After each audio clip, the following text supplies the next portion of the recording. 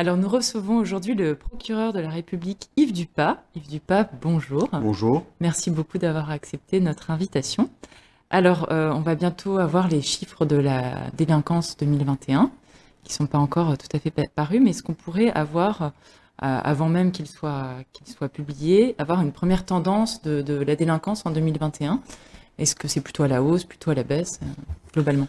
Alors, l'activité du parquet de Nouméa a été marquée par un certain nombre de problématiques qui sont restées des tendances lourdes. C'est d'abord la lutte contre les violences intrafamiliales, les violences faites aux femmes.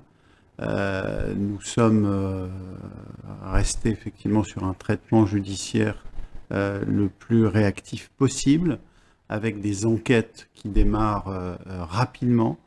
Des mesures de garde à vue qui sont quasiment généralisées désormais, des mesures de perquisition qui sont systématisées sur mes instructions, de manière à découvrir des armes à feu et prévenir un éventuel drame dans un contexte de dégradation des relations entre la victime et le mis en cause.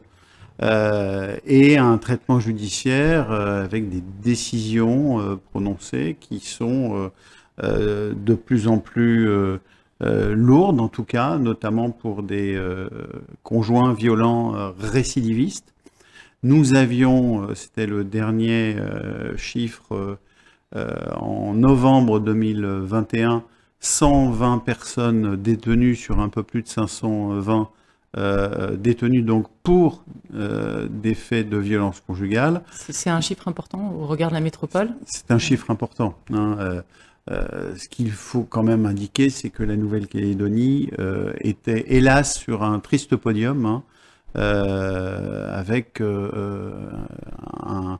une statistique assez affligeante. C'est effectivement 5,6 victimes pour 1000 habitants donc de violences intrafamiliales. Donc c'était effectivement un niveau le plus élevé en tout cas par rapport à la métropole. Nous étions à 2 fois plus et par rapport aux autres territoires et départements d'outre-mer, nous étions effectivement très très haut sur cette problématique très lourde en tout cas sur le territoire.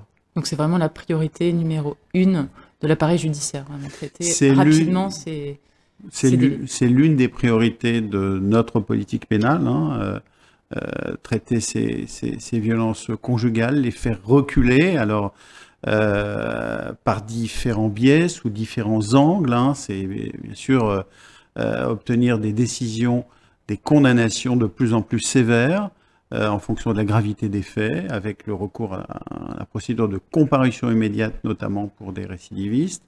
C'est aussi avoir recours au plaidé coupable sur déferment, après la garde à vue, pour enclencher immédiatement certaines mesures de protection pour des faits d'une gravité plus relative.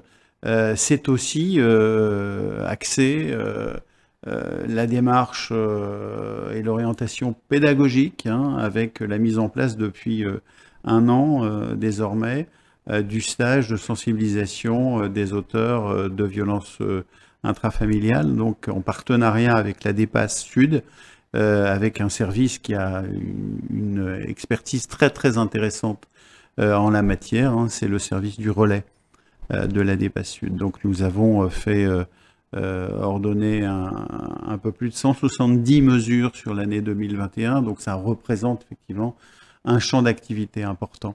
Il reste d'autres problématiques qui sont sensibles sur le territoire. C'est d'une manière générale les violences sur la voie publique, les violences également dans les conflits interclaniques. Nous avons eu à gérer un certain nombre de procédures découlant de ces conflits interclaniques. On pense notamment à Marais, Yengen. Marais, Yengen, Payama, Belep.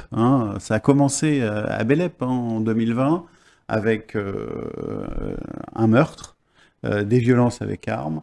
Et donc, tout le processus judiciaire que nous avons mis en place, c'était de traiter le plus rapidement possible tous ces faits, de manière à poursuivre et à punir les auteurs de ces violences ou de ces dégradations par incendie, hein, de biens, de cases, de maisons. Et c'était aussi rechercher tous les niveaux de responsabilité, hein, et ne pas se limiter aux exécutants. Et notre objectif, c'est aussi donc de cerner ces niveaux de responsabilité un peu plus élevés qui concernent des commanditaires, qui concernent ceux qui viennent tirer les ficelles, qui viennent instrumentaliser un certain nombre de jeunes dans la commission de ces faits. Leur responsabilité doit aussi être approchée, doit aussi être cernée avec des poursuites engagées à leur encontre. Ça a été le cas d'un petit chef de la tribu de Tangen, hein, qui a été condamné à une peine mixte, hein, une peine d'emprisonnement de 9 mois donc ferme. Ça a été le cas également de certains commanditaires amarrés, dont le grand chef donc Nesline, du district de Guama, avec une ouverture d'information judiciaire. Donc c'est un magistrat instructeur qui est désormais saisi de cette enquête, hein, avec pour objectif de cerner tous les niveaux de responsabilité. Très bien. Est-ce qu'il y a des zones de non-droit en Nouvelle-Calédonie?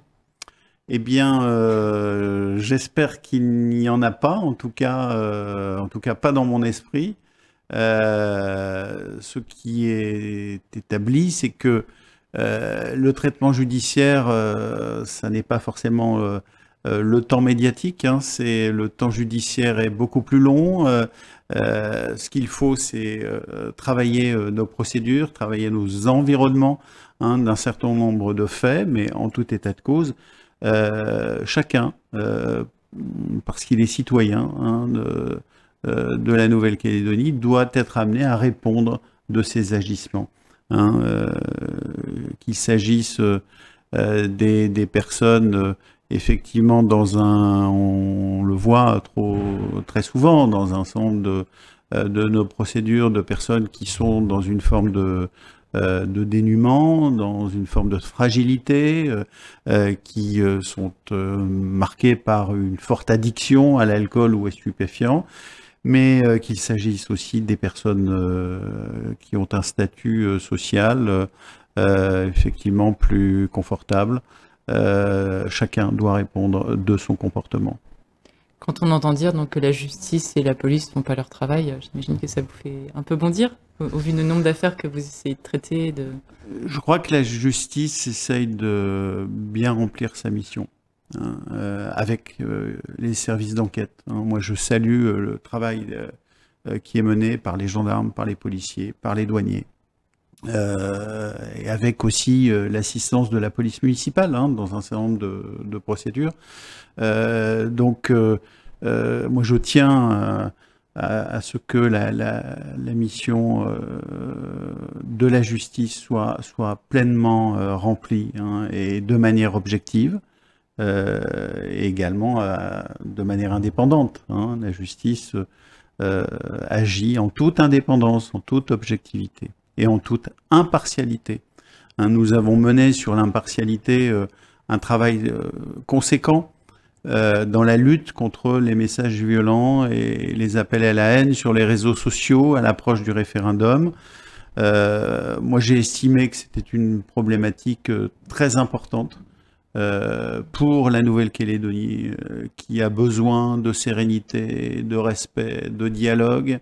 Et donc, nous avons mené donc un travail d'enquête, hein, qui représente une 50aine de procédures,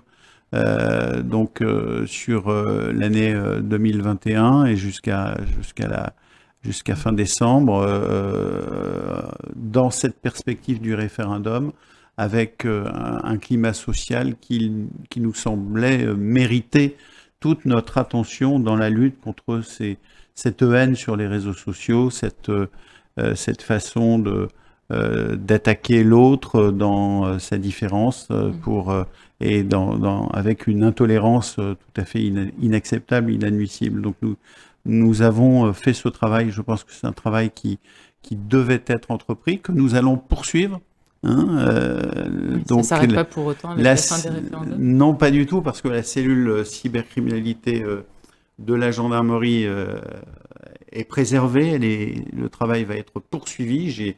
J'ai demandé au colonel commandant les forces de gendarmerie en Nouvelle-Calédonie de maintenir ce type de structure. En police, le directeur territorial de la police nationale m'a confirmé récemment que de son côté aussi, une cellule de veille sur les réseaux sociaux allait être mise en place. C'est très important parce que nous avons un certain nombre de mois à vivre par rapport à l'avenir institutionnel, par rapport au dialogue qui va se nouer entre les différentes parties. Et là aussi, la Nouvelle-Calédonie aura besoin de sérénité, de calme et de façon très claire d'un traitement judiciaire suffisamment réactif et adapté de ces agissements sur les réseaux sociaux qui viennent pourrir ce climat social, qui viennent dévitaliser un élan finalement entre les différentes communautés pour aboutir à une solution consensuelle. Donc vous voyez que la justice a encore fort à faire. J'imagine. Une dernière question sur comment vous faites pour composer avec le droit coutumier. On voit là en ce moment les difficultés dans les îles avec les aéroports qui sont bloqués par les coutumiers. Est-ce que vous, c'est des questions qui au quotidien sont compliquées à gérer entre le droit civil et puis le droit coutumier, de savoir finalement qui l'emporte? Alors, le droit coutumier est pleinement reconnu par la République, notamment au niveau du contentieux civil, avec un statut coutumier à côté du statut de droit commun, donc avec un tribunal aux affaires coutumières qui est présidé par un magistrat professionnel, mais assisté d'assesseurs coutumiers, donc qui viennent finalement orienter, aider le juge dans la compréhension d'un litige. Donc cette partie du droit, elle est pleinement reconnue, elle est importante. Au niveau du pénal, ça n'est pas tout à fait la même situation, puisque le droit coutumier n'interfère pas vraiment dans le champ pénal, même si la loi a reconnu une place particulière des autorités coutumières, par exemple, qui peuvent être amenées désormais à se voir confier des mesures de travail d'intérêt général, directement. Auparavant, les autorités coutumières passaient par les mairies pour avoir cette responsabilité. Désormais, un certain nombre de conventions ont été signées par le service pénitentiaire d'insertion et de probation et les autorités coutumières, les chefs de certains districts, des aires, pour mettre en place cette mesure en interne. Cette mesure qui a du sens ici sur le territoire. Donc ça, c'est très important à redire. Il faut préciser qu'en dépit de certaines spécificités, la loi pénale s'applique partout sur tout le territoire. Elle s'applique dans les quartiers de Nouméa comme elle s'applique dans les tribus. Et donc, les auteurs de violence... il n'y a pas de justice, quoi. Il n'y a pas de justice. Les auteurs de violence sont poursuivis de la même façon que les faits se situent au sein de la tribu ou au sein d'un quartier à Nouméa. Je crois que cette règle, elle est importante, elle est essentielle et je veille tout particulièrement dans le traitement judiciaire de nos procédures à faire donc respecter cet équilibre, ce souci en tout cas d'une action en toute impartialité. Il n'y a pas donc de spécificité, j'allais dire, du droit coutumier dans le champ pénal. Ça n'existe pas. Il n'y a pas de police coutumière. Il n'y a pas de justice coutumière. En tout cas, la République et la loi qui s'applique en Nouvelle-Calédonie ne l'autorise pas. Il peut y avoir certaines modalités intéressantes de médiateurs coutumiers. Hein. À l'IFU, vous avez trois jeunes médiateurs hein, qui ont été recrutés, formés pour effectivement être un peu en interface entre la population et la gendarmerie. Ça, c'est une très bonne mesure. Mais en aucun cas, il ne s'agit de police coutumière. Merci beaucoup Yves Dupas pour toutes ces précisions utiles pour la rentrée. On a au moins le mot d'ordre hein, pour l'année. Merci beaucoup. Puis à très bientôt sur NCN News. Merci à vous.